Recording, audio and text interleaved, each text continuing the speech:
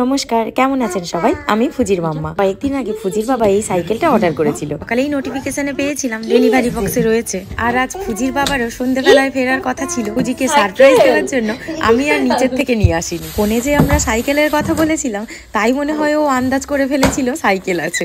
কিন্তু সাইকেল পেয়ে যে ও এত খুশি হবে আমরাও ভাবতে পারিনি। জানেন তো, জাপানে এসে দেখেছি বাচ্চা থেকে শুরু করে সেই বয়স্ক 70-75 বছর বা 80 বছরও হবে, ওরকম বয়সের বৃদ্ধরাও সাইকেল চালায়। ফুজির থেকে একটু বড় হবে 2-2.5 বছরের বাচ্চাগুলো এরকম ট্রাইসাইকেল গুলো চালায় উইদাউট প্যাডেলস। আর দেখুন, সামনে কিন্তু দুটো চাকা, পেছনে একটা, যাতে ছোটবেলা থেকে খুব ভালোভাবে ব্যালেন্স করতে শিখে যায়। আবার দেখেছি একটু বড় বাচ্চারা, মানে ধরুন 6-7 বছর হবে, ওরা প্যাডেলস ছাড়া বাইসাইকেল গুলো চালায়। তো ছোটবেলা থেকে সাইকেল চালানো দেখে আমরাও ইন্সপায়ার হয়ে ফুজির জন্য একটা সাইকেল কিনি। আমি তো আপনাদের সাথে আগেই শেয়ার করেছি জাপানে সাইকেল চালানোর কত নিয়ম রয়েছে। শুধু সাইকেলই নয়, সবকিছুরই ছোটখাটো রুলস রয়েছে আর সবাই ফলোও করে।